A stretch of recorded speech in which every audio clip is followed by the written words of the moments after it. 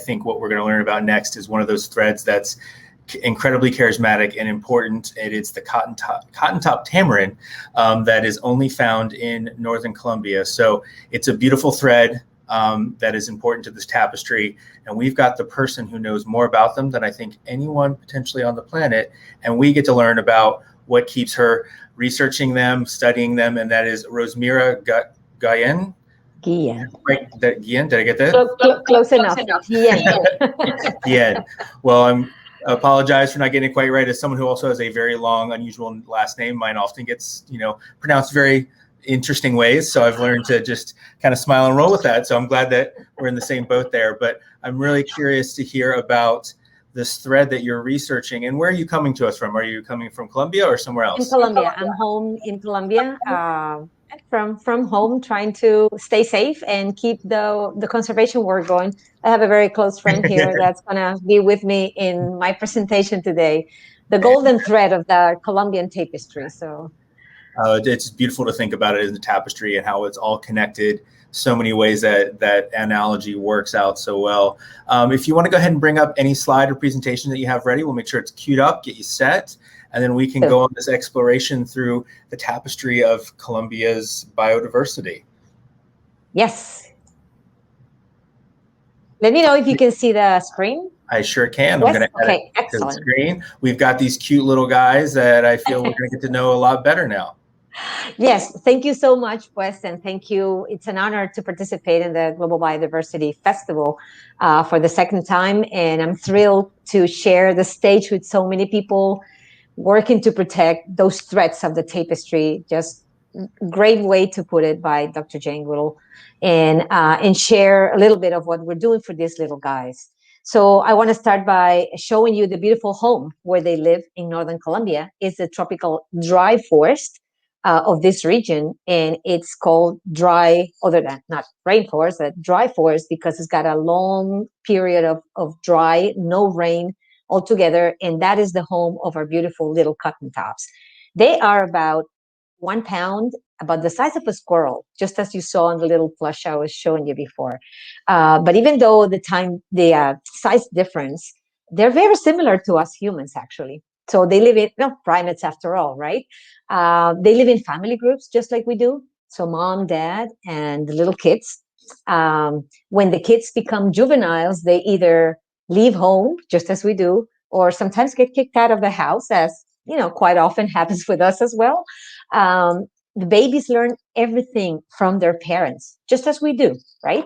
And also, they're very territorial, just like us humans. So they basically live in a forest, in a territory within the bigger forest, and they protect that. Their family. There's always one in the family group, always catching up for any potential threats, or a predator such as boa snakes or raptor birds, which are the most common predators for cotton tops, and they help each other stay safe in the forest.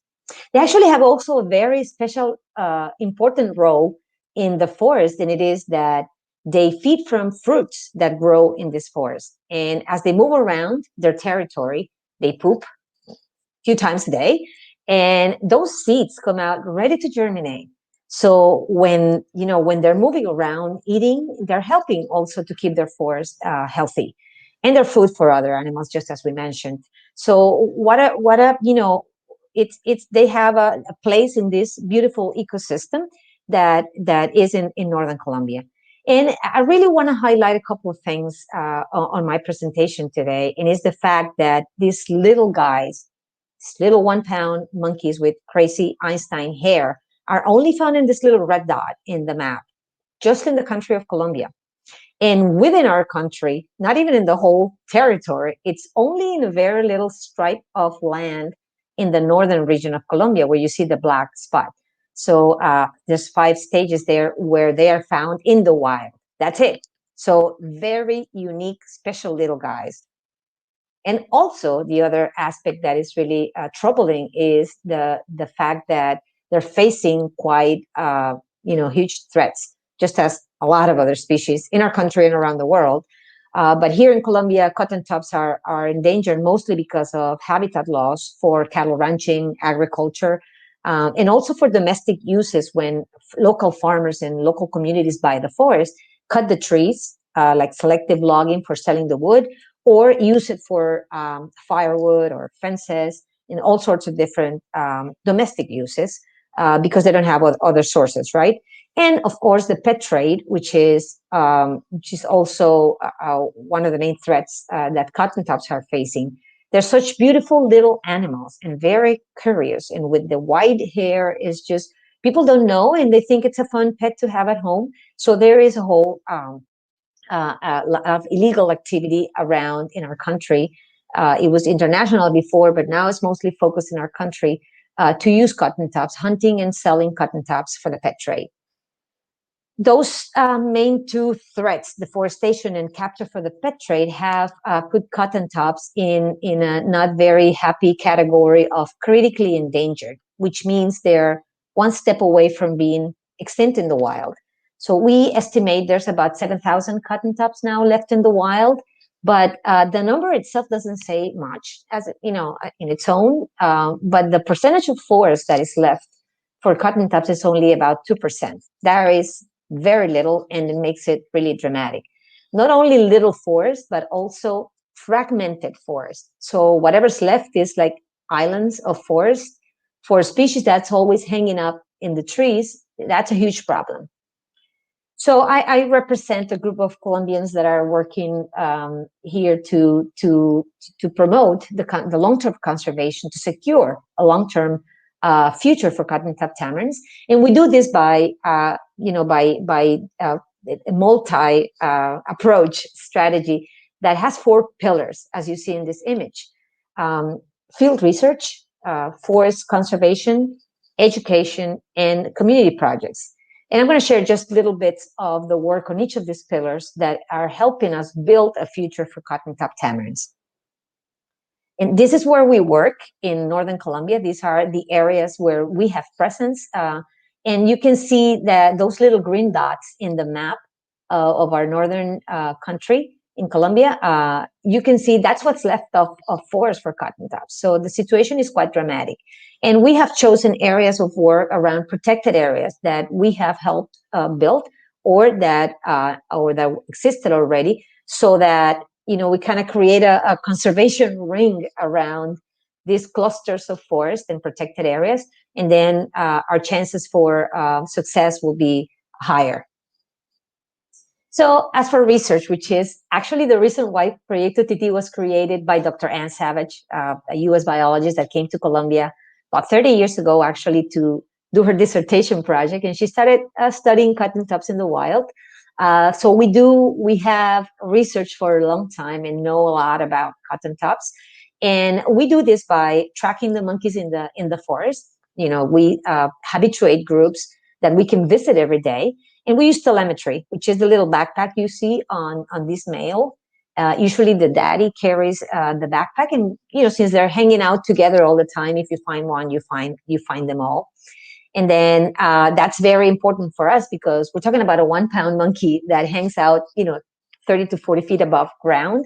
So it's not easy to see them. So telemetry helps us find them.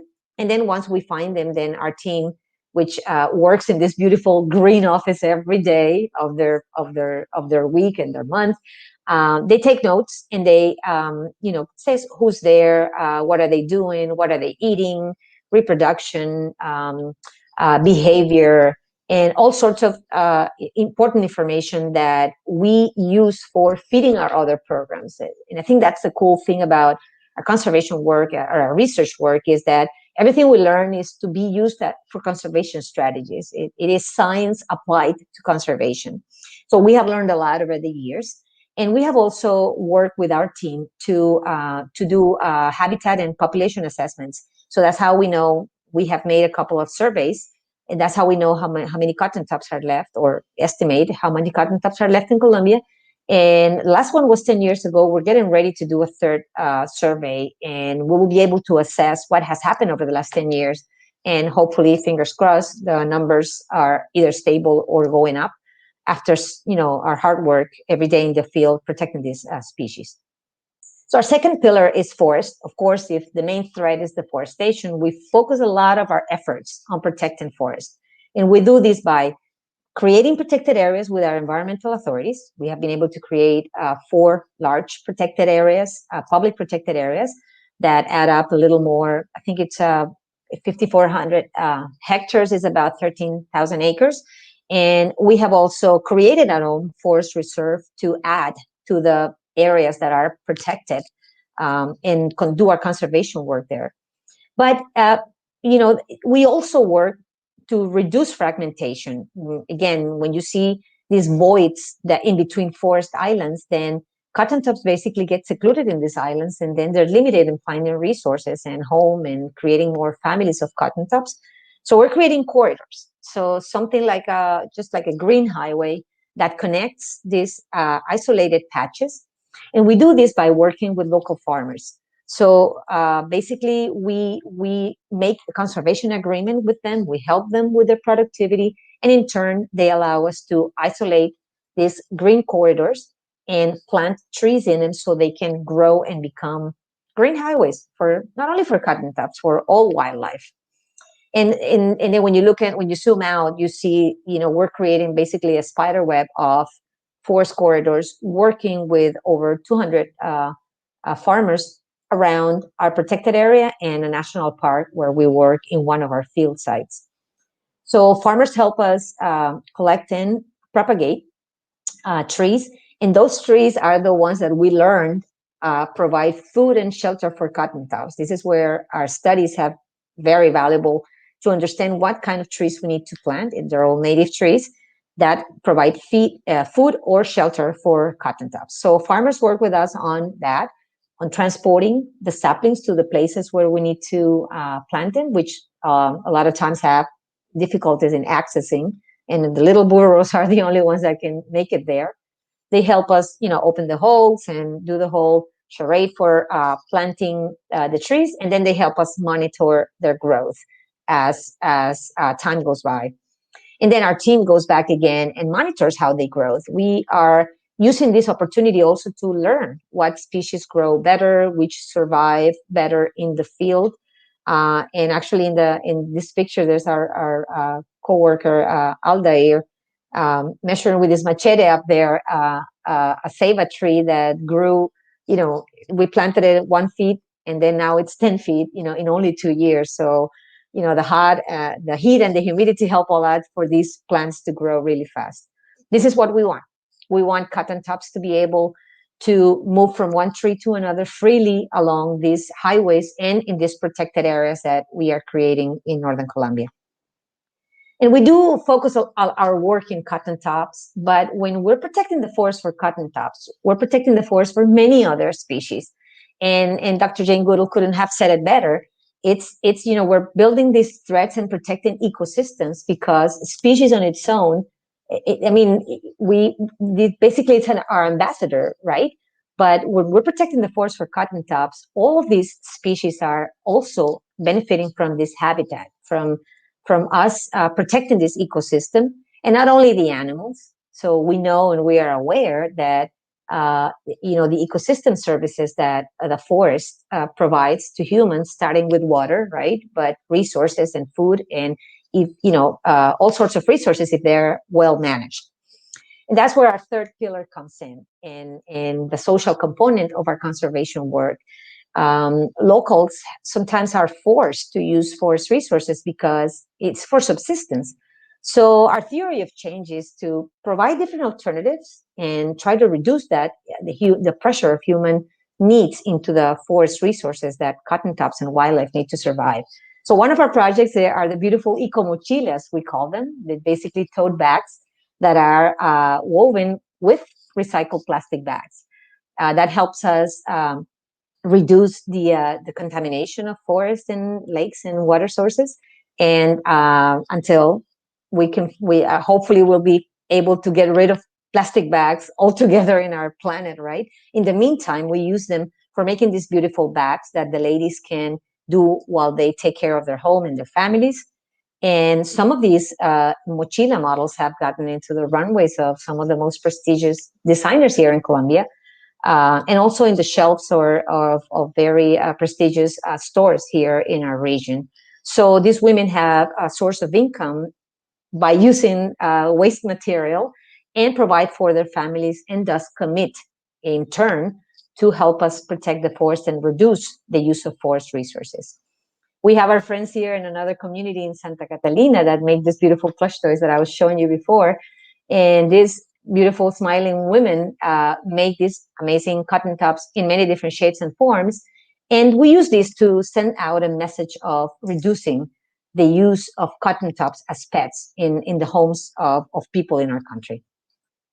We also involve, again, farmers when planting. They receive an income when they work with us in transporting and planting and monitoring the trees. It's a great way to involve the males in the community to help us and commit to helping us protecting the forest that cotton tops need. And we also had before COVID our ecotourism that hopefully soon enough we'll be able to resume, that to give this experience to people to see animals in the wild, which we know makes a huge impact, not only the locals, but people from all over that come and see this beautiful animal in the wild. This is the only place on earth where you can see them in the wild. So it's pretty good to give that opportunity and involve more people in the community in hosting our visitors. And then we have, what we expect from these agreements with the local communities is stories like Mr. Barrios, who found a little baby cotton top had fallen from the tree, probably because she was learning how to move around. And instead of, probably in other times he would have kept it as a pet or sold it. But he is committed to the work or the agreement we have. So he called us and we were able to return this little baby to her family on the following day. And that is the kind of impact we're looking for. People improving their livelihoods and their families, and in turn committing to helping whenever they can protect forests and protect animals altogether. And then our last pillar is, of course, the future of our generation is to be able to create conscious citizens. And we do this in multiple education programs that start when kids are in elementary school. And we teach them by role playing with puppets and games that cotton tops are wild animals that need to stay in the forest. And we try to connect them with how awful it would be for one of them to get lost in the forest and not be with their families and not know what to eat. That it is very effective, and kids get it right away to understand that there's wild animals and domestic animals. And we follow this program by a program that teaches kids to take better care of their dogs and their domestic animals and discourage the wanting to have of cotton tops as pets. Then when they're in secondary school, they have a semester program that is all about storytelling. And the cool thing about this program is that the kids get to go to the forest also and see the monkeys and just bring to life all the stories that they've heard or read in the classroom. They have a very fun day in the forest, visiting the huge, large trees that provide shelter to cotton tops at night, and basically tracking the monkeys, and just a fun day in the forest and seeing the beautiful cotton tops and many other animals when they visit.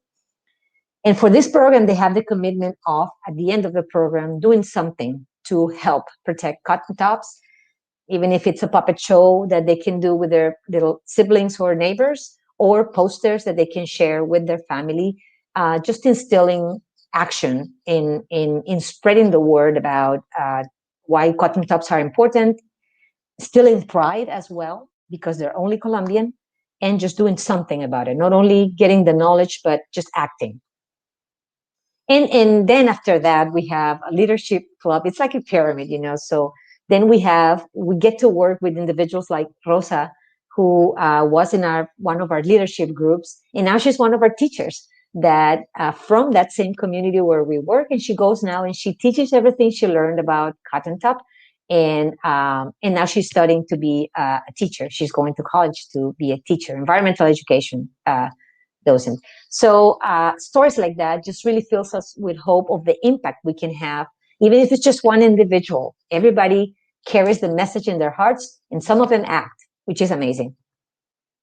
And we all come together once a year. These are pictures, of course, before COVID, but we're hoping that soon enough we can come together again to celebrate cotton tops. Once a year in August, we celebrate the Day of the Cotton Tops. It's a community. It's a large community festival filled with arts, dancing, music, and lots of fun for everybody who participates. And fun is the key word here. We really want to instill pride in our locals to understand and to connect with cotton tops with whatever it's relevant for them and for the different audiences. But just value cotton tops, value the forest, and do something about it, which is our main message. Is it's not enough to have the knowledge. You need to do something about it, and that's what we motivate in our kids that participate in our programs. I encourage you to visit our social media, connect with us if you want to learn more, and there's all our contact information if you want to support work and maybe purchase those beautiful eco mochilas and plush toys, which we do have a stock in the US if you want to. So it's domestic shipping. So you can really help these communities in protecting cotton top tamarins. And I want to acknowledge my team here in Colombia giving their 200% for cotton tops and wildlife here in our country. Thank you so much.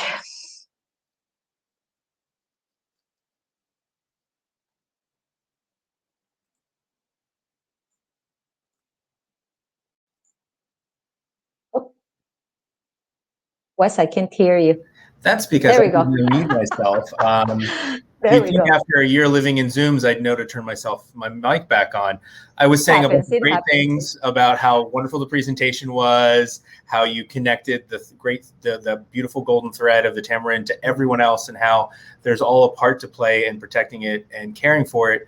And we're part of that. We're not outside of it, which is really important for us to think about. So I want to thank you for sharing that with us today, and really giving us an inspirational story about a really wonderful animal that plays such a critical role in the ecosystem. Thank you, Wes. Yes, that's just like you said. It's just one thread, but it's all connected, and that's actually what we want people to get from all of our work is just connect, and that's usually better done with the heart, so emotionally, and that it's a long-lasting effect, hopefully, for our beautiful monkeys. I hope so too. It's great to hear good stories, especially seeing so many young kids and the community being involved.